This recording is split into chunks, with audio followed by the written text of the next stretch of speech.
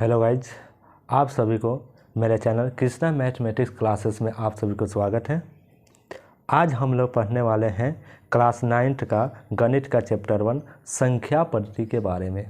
संख्या पद्धति के बारे में पढ़ने से पहले हम लोग कुछ बेसिक चीज़ें जान लेते हैं। इसमें पढ़ना क्या है, सबसे पहले आता है प्राकृत संख्या। सबसे पहले आता है प्राकृत संख्या। प्राकृत संख्या सबसे पहले आता है प्राकृत संख्या। प्राकृत संख्या क्या होती है? यह संख्या 1 से अनंत तक होती है। यह संख्या 1 से अनंत तक होती है, जैसे कि 1 2 3 4 5 डैश डैश, यह अनंत तक जाएगी। यह संख्या प्राकृत संख्या 1 से अनंत तक होती है। अब हम लोग दूसरा देखते हैं। दूसरा इसमें पढ़ना है पूर्ण संख्या। पूर्ण संख्या दूसरा पढ़ना है पूर्ण संख्या। पूर्ण संख्या क्या होती है? यह संख्या 0 से अनंत तक होती है। यह संख्या 0 से कहाँ तक होती है? अनंत तक होती है, जैसे कि 0 1 2 3 4 5 डैश डैश, यह भी अनंत तक जाएगी। तीसरा में है पूर्णांक संख्या। तीसरा में क्या है हमारा? पूर्णांक संख्या। तीसरा है पूर्णांक संख्या। अब पूर्णांक संख्या क्या होती है, इसके बारे में हम लोग देखते हैं। पूर्णांक संख्या सभी पूर्ण संख्या तथा ऋणात्मक संख्या 0 के साथ मिलकर पूर्णांक बनाती है। सभी पूर्ण संख्या, जैसे कि पूर्ण संख्या में 0 आता है, सभी पूर्ण संख्या तथा ऋणात्मक संख्या 0 के साथ मिलकर क्या बनाती हैं? पूर्णांक बनाती हैं। जैसे एक से एग्जाम्पल समझते हैं।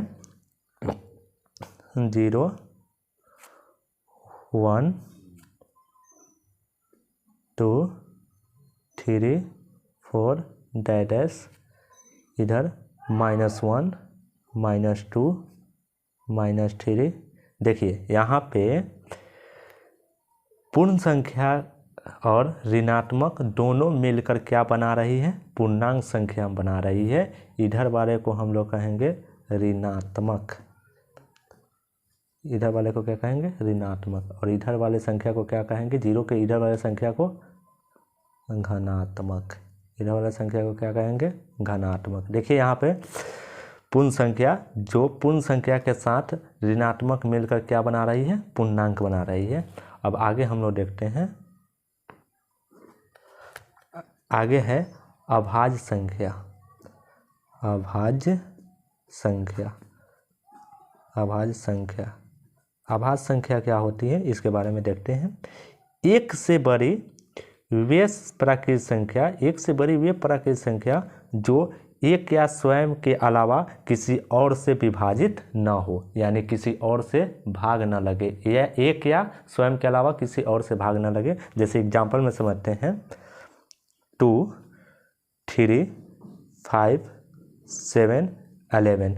देखिए यहाँ पर ध्यान दीजिएगा, 2 जो है 1 से डिवाइड होगा, लेकिन 1 से होगा और स्वयं से होगा और किसी से भाग नहीं लगेगा। जैसे 3 1 से होगा और 3 से होगा और किसी से भाग नहीं लगेगा। जैसे 5 1 से होगा और स्वयं से होगा। इसलिए अभाज्य संख्या क्या होती है? 1 से बड़ी वे प्राकृत संख्या जो 1 या स्वयं के अलावा किसी और से विभाजित न हो, उसे क्या कहते हैं? अभाज्य संख्या कहते हैं। समझ गए? चलिए आगे हम लोग देखते हैं।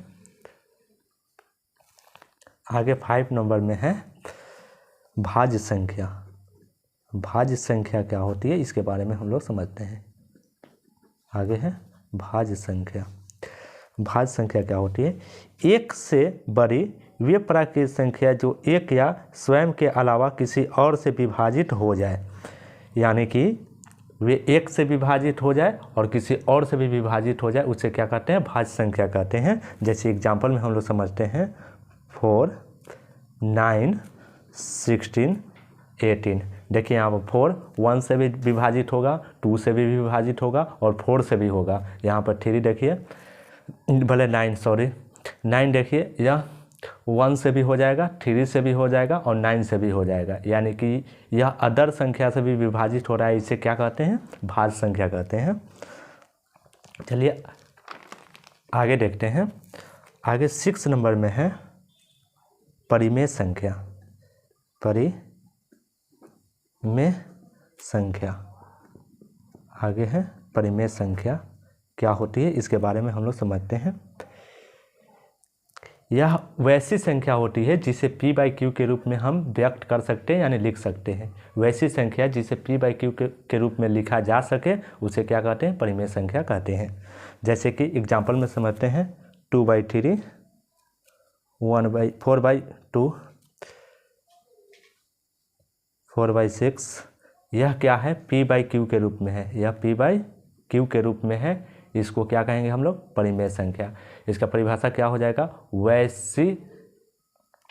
वैसी संख्या जिसे p/q के रूप में लिखी जा सकती है उसे क्या कहते हैं? परिमेय संख्या कहते हैं। और आगे हम लोग देखते हैं, आगे है अपरिमेय संख्या। अपरिमेय संख्या, अपरिमेय संख्या, अपरिमेय संख्या। अपरिमेय संख्या क्या होती है इसके बारे में हम लोग समझते हैं।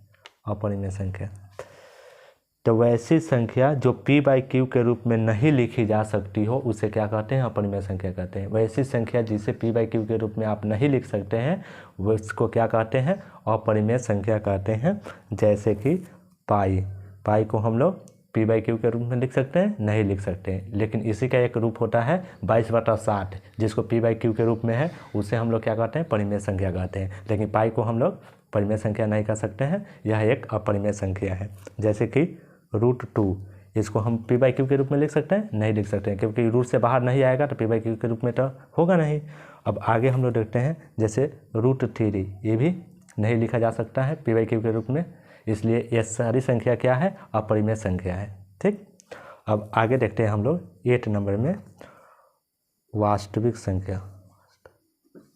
वास्तविक संख्या, वास्तविक संख्या क्या होती है ये देखते हैं। वास्तविक संख्या सभी संख्याओं का संग्रह को हम लोग वास्तविक संख्या कहते हैं। जैसे कि सभी संख्याओं का संग्रह हो जिसमें 1/2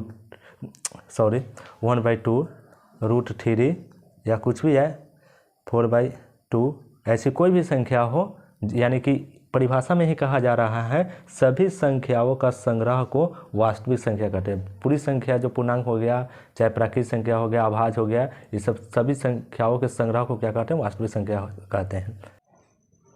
अगला टॉपिक है वास्तविक संख्या और उनके दशमलव प्रसार। वास्तविक संख्या और उनके दशमलव प्रसार। दशमलव प्रसार में सबसे पहले हम लोगों को पढ़ना है शांत दशमलव प्रसार। शांत क्या है? इस स्थिति में शेष क्या हो जाता है? 0 हो जाता है, इसे हम लोग शांत कहते हैं। जैसे कि एग्जांपल में समझते हैं 1/2, इसको देखिए डिवाइड करके देखते हैं। 2 से अगर डिवाइड करेंगे 1 में तो सबसे पहले तो हम लोग को यहाँ पर एक 0 लगाना पड़ेगा, क्योंकि 2 से 1 क्या है? कम है, तो 0 लगाएंगे तो यहाँ पर 0.0 हो जाएगा। अब 2 के पहाड़ा में 10 का मंत्र में आता है, 2 के पहाड़ा में 10, 5 मंत्र में 2 × 10। यहाँ पर शेष क्या आया हमारा? 0। शेष यहाँ पर क्या आया? 0। शेष 0 आया, यह पूरा पूरी कट गया। इसको क्या कहेंगे हम लोग? शांत कहेंगे। ठीक, 1/2 यह क्या है? शांत है। अगर 0 यहाँ पर नहीं आता तो यह क्या हो जाता? अशांत हो जाता। चलिए दूसरा टॉपिक वही है। दूसरा है अनवसानी आवर्ती। अनवसानी आवर्ती, इसको दूसरा नाम है अशांत आवर्ती। इसका दूसरा नाम है अशांत आवर्ती। इसका दूसरा नाम हम लोग कह सकते हैं अशांत आवर्ती। चलिए इसके बारे में देखते हैं। इस स्थिति में शेष की पुनरावृत्ति होती है। इस स्थिति में क्या होती है? शेष की पुनरावृत्ति होती है। इस स्थिति में शेष की पुनरावृत्ति होती है, यानी वहीं एक ही अंक बार बार रिपीट होती है। जैसे एग्जांपल में समझते हैं 1/3 क्या है 1/3, इसको डिवाइड करके देखते हैं। अगर 3 से अगर भागा करेंगे अगर 1 में तो यहाँ पर 0 तो लाना पड़ेगा इसको घटाने के लिए, तो 0 यहाँ लाएंगे तो यहाँ 0 हो जाएगा 0, तो यहाँ पे 3 से घटाएंगे तो 3 तिहाई 9, 3 तिहाई 9। यहाँ पर देखिए घटेगा तो 1, फिर से क्या हुआ 1 आ गया हमारा, फिर से अगर लगाएंगे तो फिर हो जाएगा, सॉरी यहाँ पर गलती हो गया, 3 तिहाई यहाँ पर 3 होगा, यहाँ पे 3 होगा, 3 तिहाई 9। यहाँ पर फिर से देखिए फिर 1 आ जा रहा है, यानी इस संख्या का बार बार क्या हो रहा है पुनरावृत्ति हो रहा है, पुनरावृत्ति हो रहा है। यानी कि इस पर हम ऐसे भी लिख सकते हैं 0.33 पर रेकरिंग, 0.3 पर क्या लिख सकते हैं रेकरिंग लिख सकते हैं। इसका मतलब हुआ यह दोबारा पुनरावृत्ति हो रहा है। चलिए अगला टॉपिक देखते हैं। हमारा तीसरा टॉपिक है अनावसानी अनावर्ती, अनावसानी अनावर्ती, इसको कहते हैं अशांत अनावर्ती, अशांत अनावर्ती। इस स्थिति में शेष की पुनरावृत्ति नहीं होती है। इस स्थिति में क्या होती है शेष की पुनरावृत्ति नहीं होती है। जैसे एग्जांपल समझते हैं √2 का जो मान हम निकालेंगे तो आएगा 0.4142। यह देखिए दोबारा एक ही संख्या बार बार रिपीट नहीं हो रहा है, तो इस स्थिति में क्या होती है शेष की पुनरावृत्ति नहीं होती है। इसे कहते हैं अनावसानी अनावर्ती।